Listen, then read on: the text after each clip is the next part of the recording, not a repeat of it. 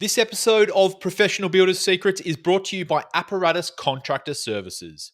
Apparatus provides full scope, end-to-end QuickBooks precision construction accounting and CFO services for residential builders. If you feel like you can't completely trust your weekly and monthly financial reports, or you feel like you're flying blind, Apparatus will rebuild and operate your QuickBooks accounting system and give you precision construction accounting capability you can trust. Learn more at apparatusteam.com or on the APB Rewards partner directory. If you could imagine 6 coaching sessions in a day for 2 days, it's pretty intense.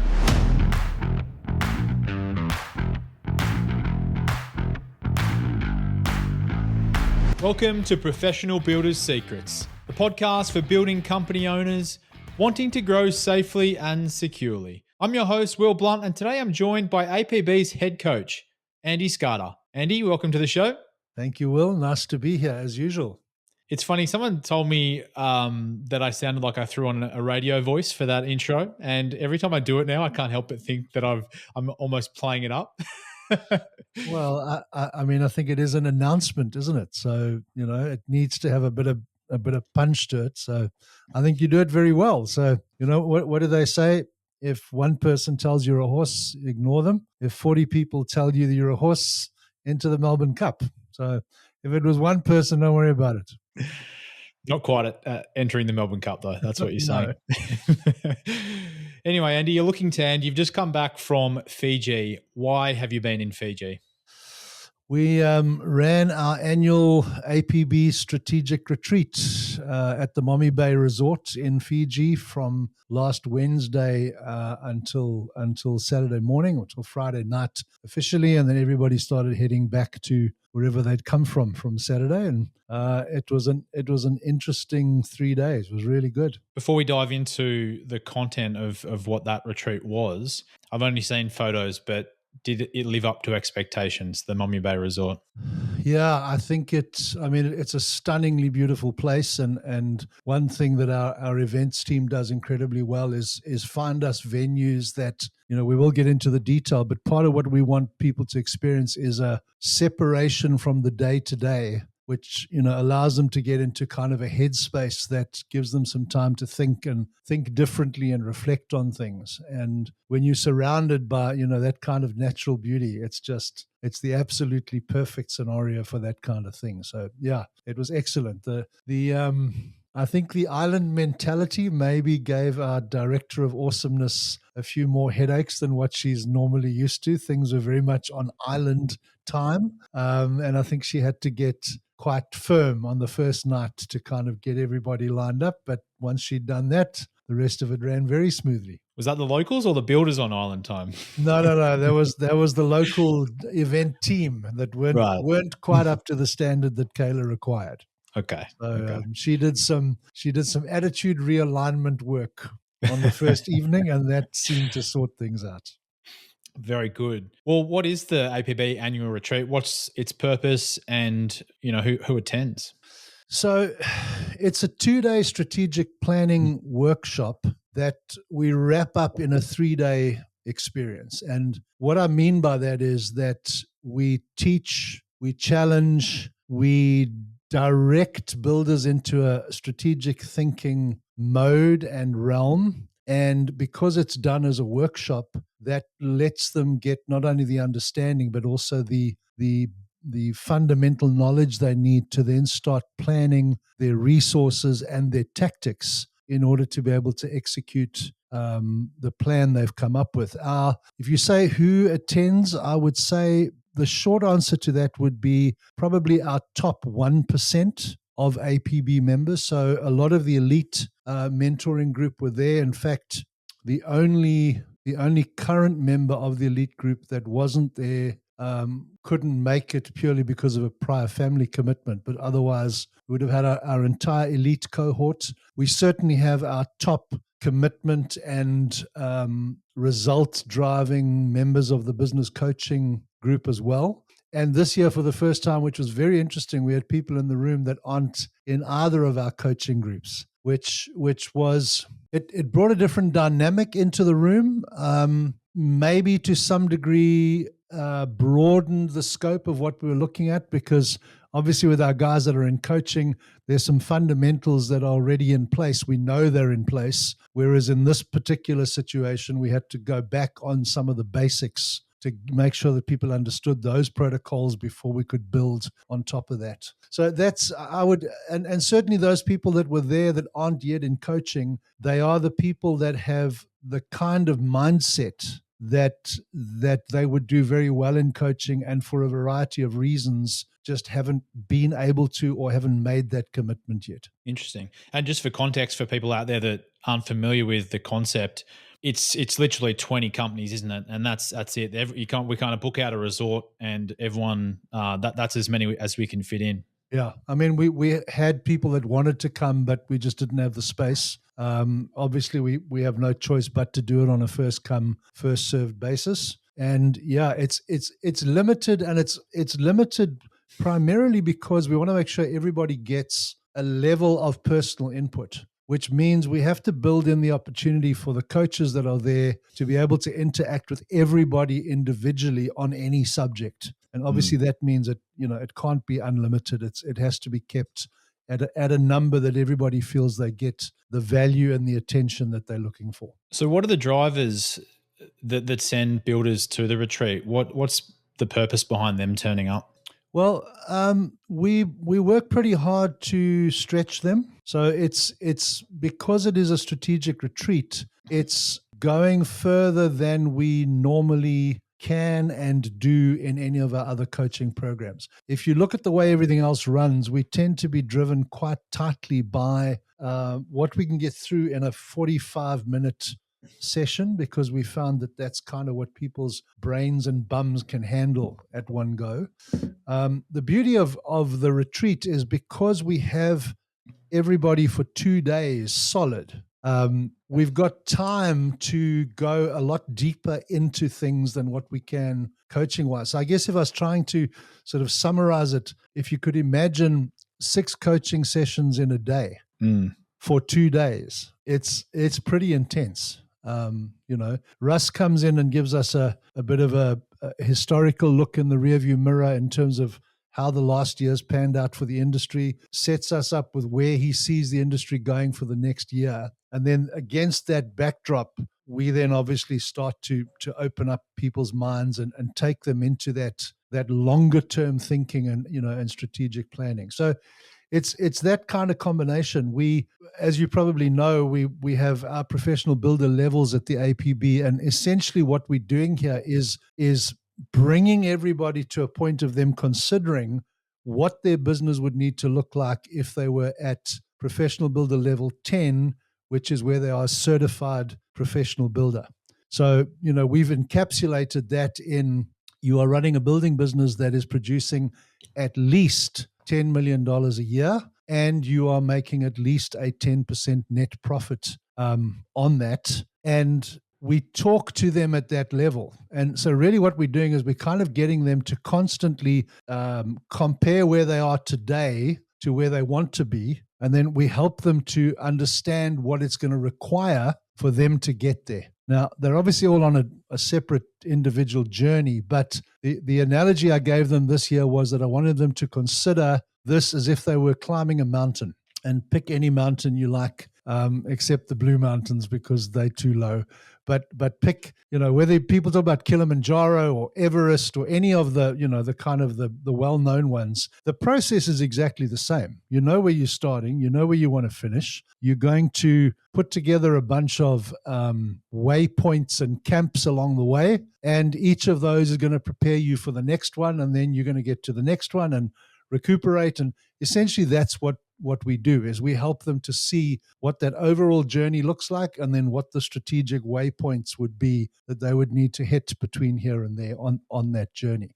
So it's kind of getting them to assess their own level of capability above all else. And we try and put together the content in such a way that they are able to take from it what they need now. So, we've got some people that insist on coming back every year, and this is the third one we've done. So I have a little bit of a challenge every year in making sure that that we don't just rehash the stuff that's happened before, but the fundamental concept remains the same every year. We look at what the industry is doing. We're very, very attentive to the trends that are showing in particularly the elite mentoring cohort. And then we put the content together that's going to help them to understand what's got to be done to get them to the next level, and then help them with the actual planning to get there. So there's a lot of stretching. There's a lot of mindset kind of stuff. There's a lot of you're not going to get to 10 million at 10% if you are one of the herd. This is not for everybody. This is not for the faint-hearted. This is going to take some fortitude to actually achieve it. So it's that kind of mindset that we're looking to develop. It sounds like those builders that are coming back year on year are getting, an element of intangible value as well, would you say?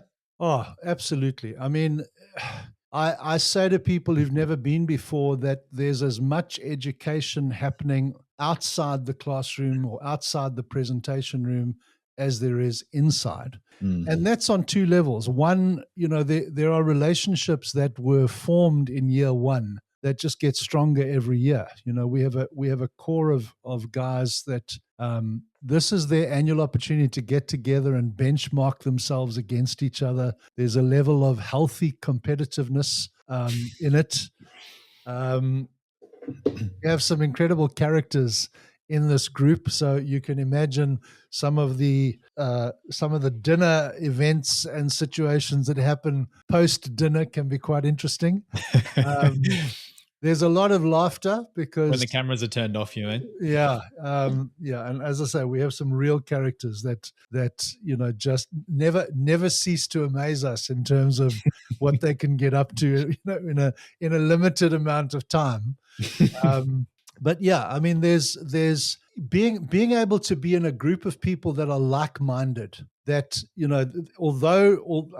if I think about who was in that room this year, the diversity of personality and background was huge, but they're all there with a similar purpose and a similar desire, and that is to be a professional builder, run a professional building business, and set themselves and their families up for a long-term, solid financial future with choices, with options available to them. So it's a very nurturing and positive environment. And what always amazes me is how much people are prepared to share. We had Max Mills come out and join us this year for the first time from Utah. And he said what blew him away was the fact that he could walk up to any one of the other guys and say, I heard you talking about X. Could you explain that to me? And he said not only did people explain it, they pulled out their KPI workbooks and showed him their numbers. And he said he's never been in an environment where builders are that open and ready to help each other. Certainly in the environment he's used to, it's all very kind of closed and hidden, and nobody shares anything, and it's all a little bit fast booky in terms of everybody's always doing wonderfully well when actually they aren't. So it's a very positive environment for the guys to be in, and I think what that does is it simultaneously challenges them, but at the same time kind of ignites that fire to be, I want to be like so and so, and there's a lot of people in the group that are certainly worth emulating. Yeah, that sounds really powerful, because I imagine there's an element of theory where you think, I should be doing something, but you don't necessarily know how that plays out practically.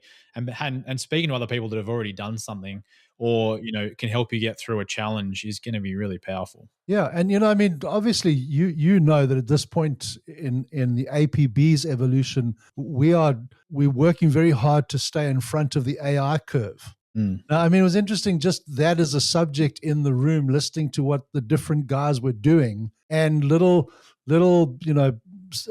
sub programs and bits of software that they found that they could link with AI and were doing things. And, those sort of tips and tricks that get shared. Some of those things will be worth more than what people paid for the retreat. One comment that was made at a dinner, I'm using XYZ, bang, they go and implement that, their life turns around and away they go.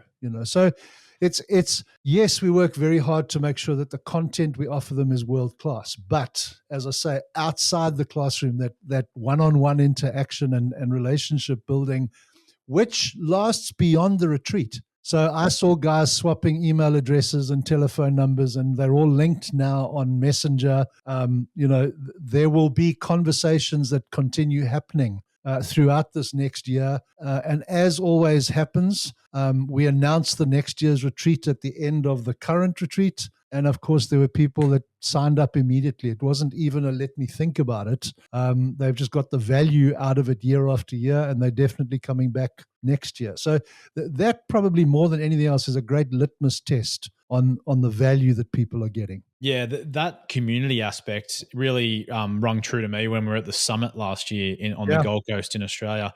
There was builders from all around Australia and different countries, even a couple from New Zealand, and they all got together for a dinner because they'd known each other from the retreat and other experiences like that. Yeah, absolutely.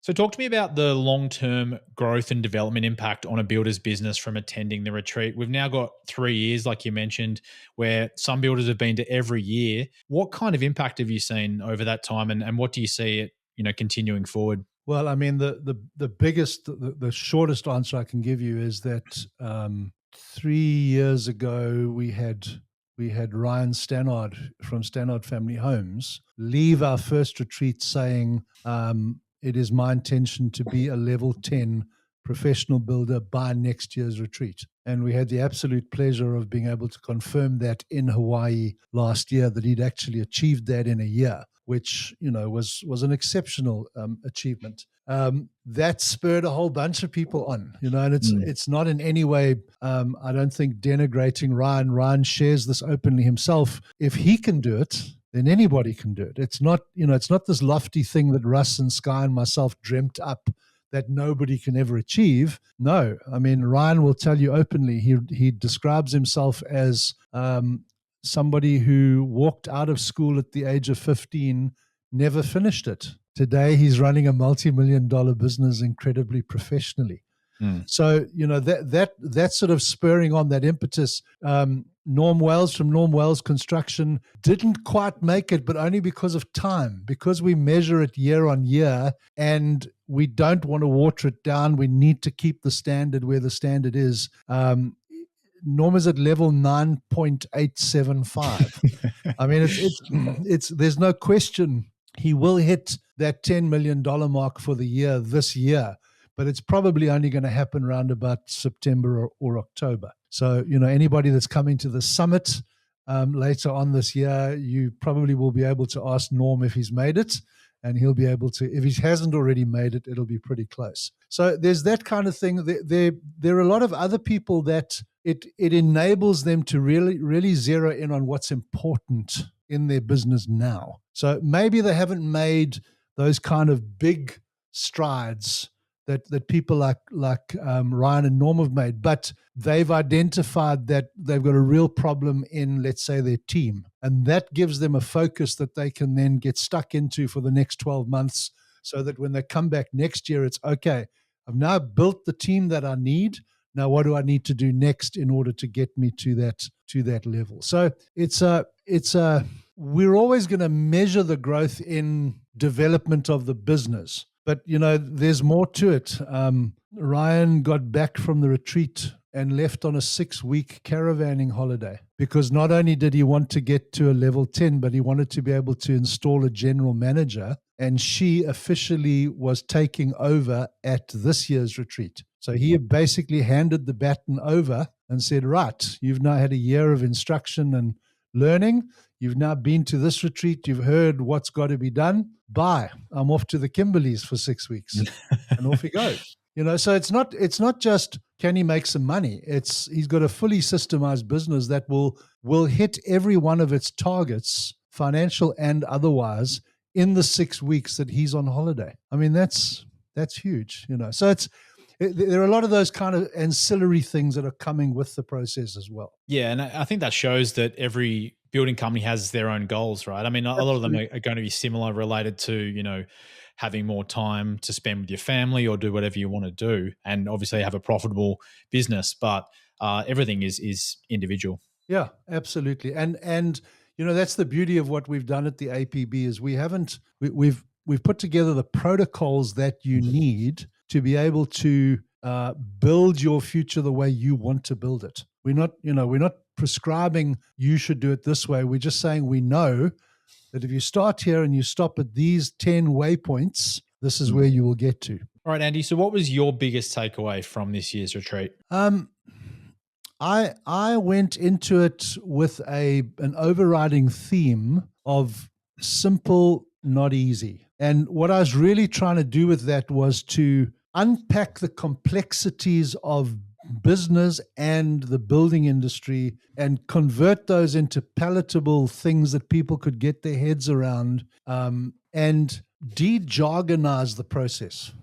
So, a lot around strategic planning, there's all the long words like wheelbarrow and marmalade and teddy bear that, we all pretend to know what they mean, but we're not 100% certain. And I think this is a very good example. We created a brand new tool for the guys that came to the retreat to help them with their strategic planning.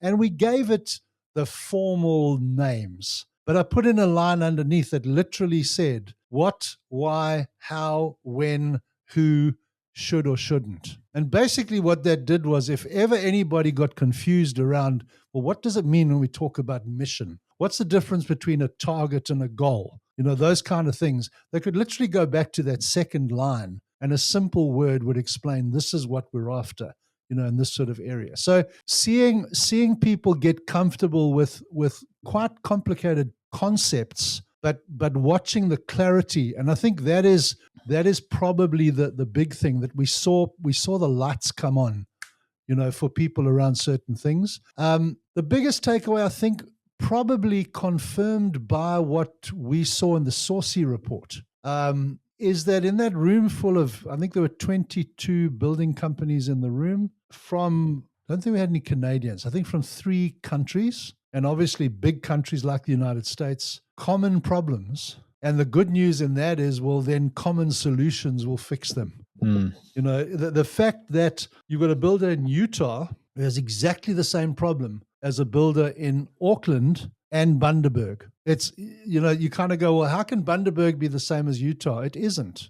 But the fundamental issues that Norm Wales is dealing with in Bundaberg are exactly the same as what Max Mills is dealing with in Utah. So it's those kind of things, realizing that what we are teaching has global value. And the beauty, and I mean, I say this on so many podcasts, I get this incredible luxury of being able to talk from a data-proven point of confidence. It's not, this is no longer a theory. This is not something that Russ dreamed up over his cornflakes. We literally have that diversity of type of business, place of business, age, years of experience, the entire diversity, and yet there's a common core that if we can get that right, we see exactly the same outcomes, no matter where people are kind of situated. I think you summed it up beautifully. Simple, not easy, and cutting through that complexity. I mean, at its core, that's the value proposition that we offer, isn't it? Absolutely. I mean, any builder listening to this knows just how complex and difficult it is to run a building business. But the truth is, it breaks down to 3 things: strategy, execution, and marketing. If you get those 3 right, your life becomes simple. So, well, as I say, simple, not easy.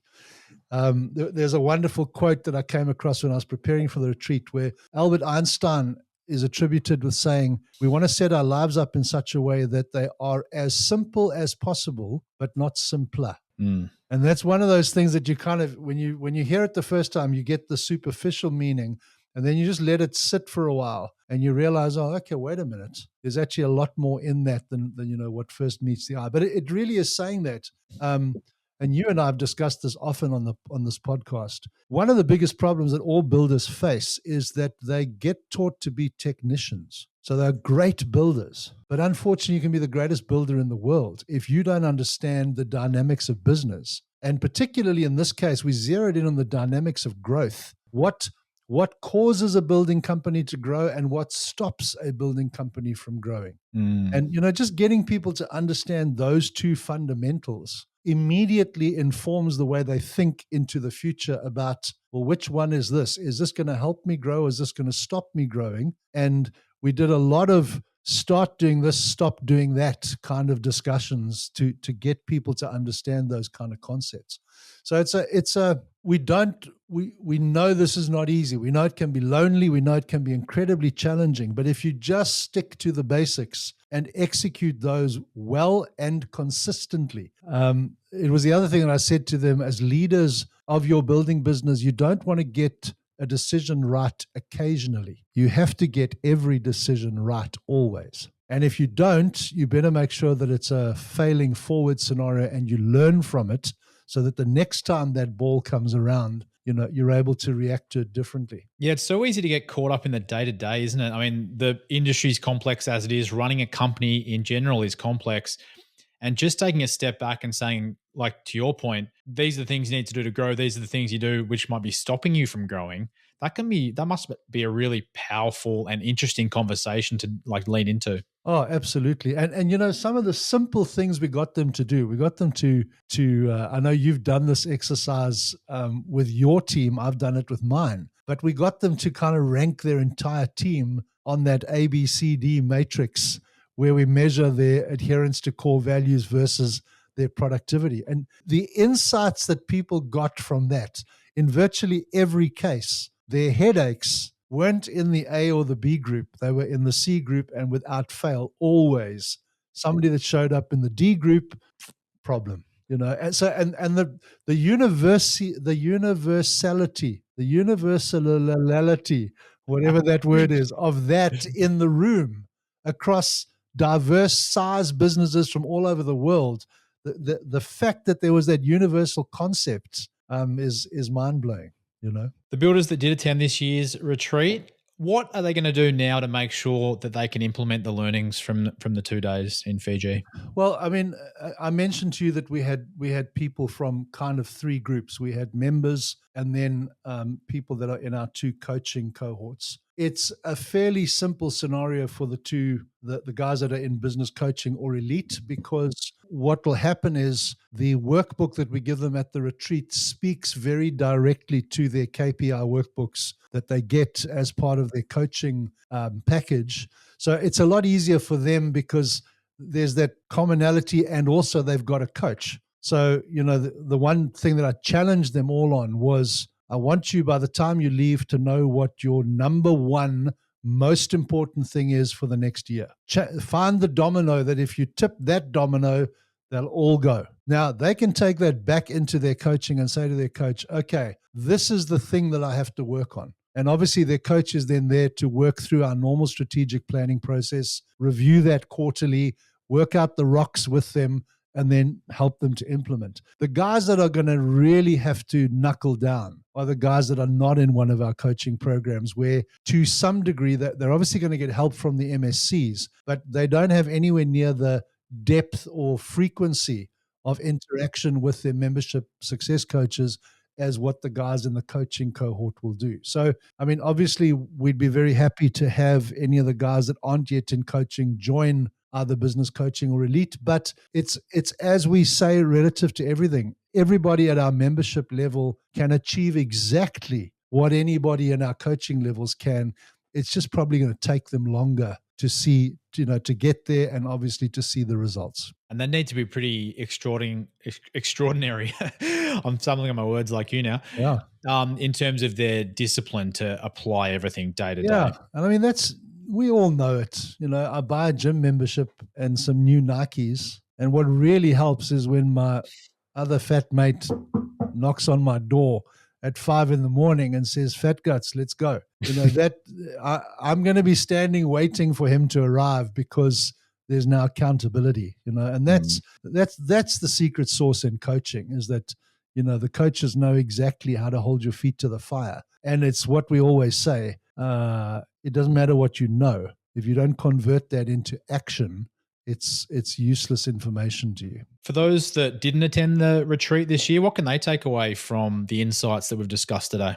Well, the beauty is we obviously monitor the kind of questions we get. We listen to the conversations around what people are battling with. That finds its way into our future action plan content. Obviously, because we dynamically are constantly updating action plans. If there is a new subject that we haven't heard of before that's becoming an issue like AI, we will do the research to be able to synthesize that for the industry. So that's really the direct benefit down the road.